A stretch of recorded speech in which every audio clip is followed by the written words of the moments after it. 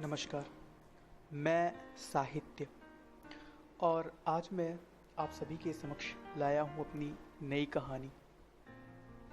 आशा है आपको पसंद आएगी। तो शुरू करते हैं। ऐसा भी नहीं था कि एकदम से लुल्ल थे हम। अपने माता पिता की इकलौती संतान थे।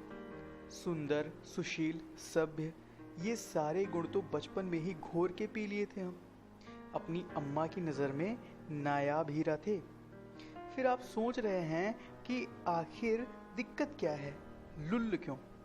तो बात यह है कि सभी गुणों से युक्त होने के पश्चात भी बेरोजगार थे हम यानी कि लल्लू शुक्ला, सना पंडित धरणीधर शुक्ला।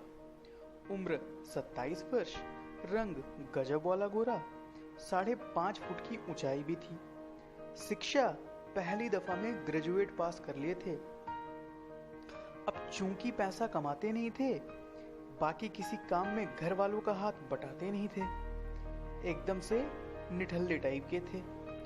पिताजी ने एक दिन गुस्से में लल्लू की जगह पे लुल्ल बोल दिया और फिर क्या था, उन्होंने हमारा नामकरण ही लुल्ल कर दिया। हालांकि हमको तो हमारा लल्लू नाम भी पसंद नहीं था, पर चूंकि हमारी अम्मा के पितियाउत भाई के मौसा का नाम भी लल्लू था और वो बड़का अफसर बने, तो बस इसी आशा में हमारा नाम भी लल्लू रखा गया कि लौंडा बड़का वाला अफसर बनेगा। खैर, लल्लू तो हम किसी तरह सुन भी लेते थे, पर ये लुल्ल सुन के तो बाय गॉड की कसम करेजा में आग लग जाती थी। जब भी पिताजी हमको लुल्ल कहते थे, हमको बहुत बुरा लगता था। खैर, बेरोजगारी के दंश ने हमारे जीवन में कहर मचाया था और उसी दरमियान उन मोहतरमा का जिक्र हमारी कहानी में आया था। वाह, कतई गजब वर्ड प्ले कर दिया है ना।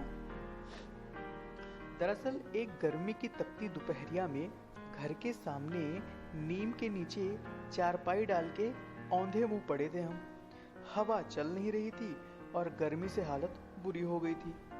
हमने बिजली विभाग और सरकार को गिन के पूरी 7 ठू गाली देने के बाद जब असहाय होकर चारपाई से अपने शरीर के ऊपरी हिस्से को उठाया, तो सामने का दृश्य देखकर राहत सी मिली। हमारी नाक से कोई 20 कदम की दूरी पर ही थी वो।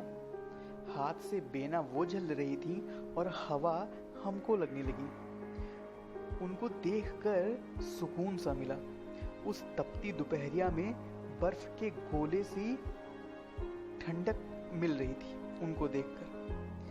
उनको देखकर ऐसा लगा कि जैसे कोका कोला की 10 रुपए वाली बोतल पी लिए हूँ, कांच वाली, याद है ना?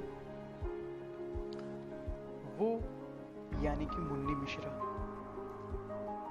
आगे फिर कभी बाद में।